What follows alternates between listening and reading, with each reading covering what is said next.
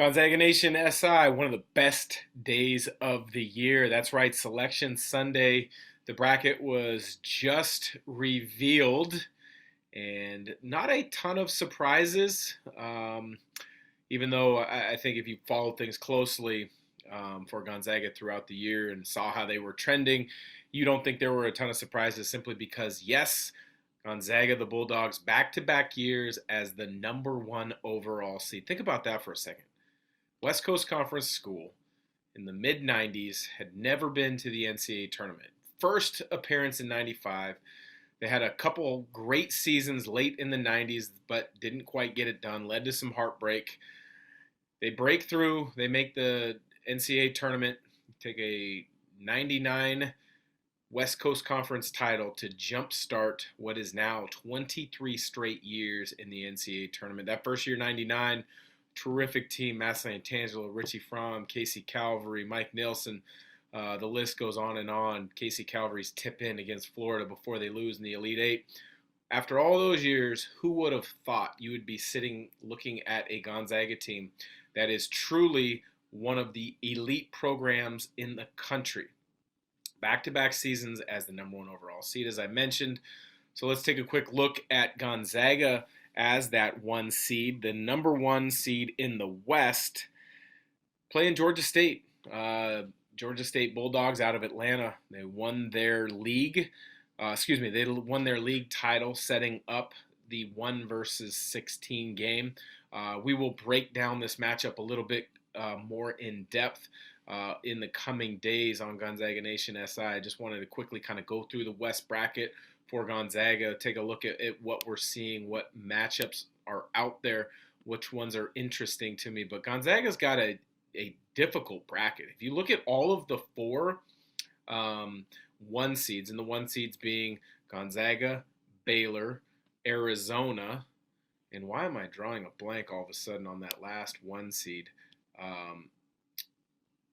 That's hilarious that I draw a blank on the one seed of Kansas, because Kansas has been playing really good basketball as of late. But Baylor, Kansas out of the Big 12, Arizona, Pac-12, and Gonzaga as the one seeds. But we're going to break down Gonzaga's West region here first in this episode. I mentioned they're playing Georgia State, who won their conference tournament title earlier in the week. But Gonzaga's got a difficult bracket. It's a really fun bracket when you look at it, too. Duke is the 2 seed, who they played this year and lost against down in Las Vegas.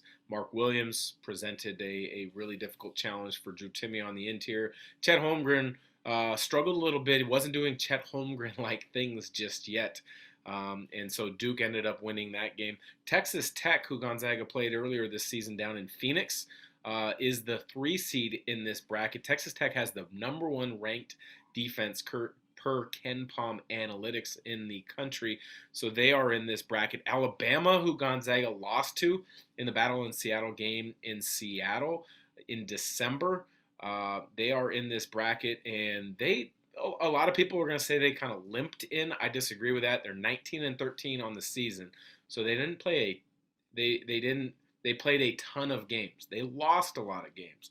But when you look at their strength of schedule, it was off the charts. I mean, they played one of the most difficult schedules across the country, not just in league play, but also in non-conference leading up to prepare their team to have a chance to be playing their best basketball in March and in the postseason.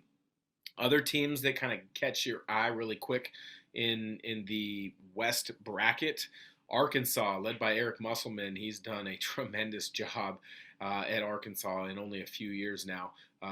He was an NBA coach for a long time. His dad, Bill Musselman, was a longtime NBA coach, so Eric kind of grew up around it in basketball. He played at USD for the Toreros, kind of as he kind of got that coaching bug from his dad. Spent a number of years in the NBA himself. He was a coach for me after I was drafted in 2002 with the Atlanta Hawks. Right after that, he got his first opportunity as a head coach with the Golden State Warriors. So he's been a head coach with the Warriors, been a head coach with the Kings, spent some other time in the NBA, and then decided and realized he wanted to try his hand at the college game. Was an assistant at LSU before head coach, and at Arizona State before a head coach at Nevada, and now doing a tremendous job at Arkansas. So they're the 4 seed, and number 7 seed is Michigan State. Tom Izzo keeps a tremendous streak of games going on, or runs in the NCAA tournament going for the Spartans. So those are a number of teams that are in Gonzaga's West region, West bracket. Another name that jumps out at you really quickly would be UConn. UConn is who, when I started this episode, talked about Gonzaga's run in '99 was ended when they were beat by UConn. Well, UConn's in this bracket now, and tables have turned. UConn is the 5 seed. Gonzaga is the favorite. But the most interesting matchup here, to me, is who Gonzaga might play in their second round. I would expect, as everybody else would imagine, Gonzaga moves on past Georgia State.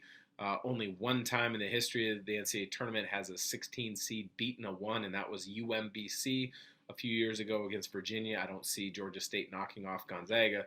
So you look towards Gonzaga's second game, and it's an interesting matchup. The 8 seed Boise State or the 9 seed Memphis Tigers. Both teams are very good. Both teams are unique in the fact that they've got great size, they've got length, they've got athleticism.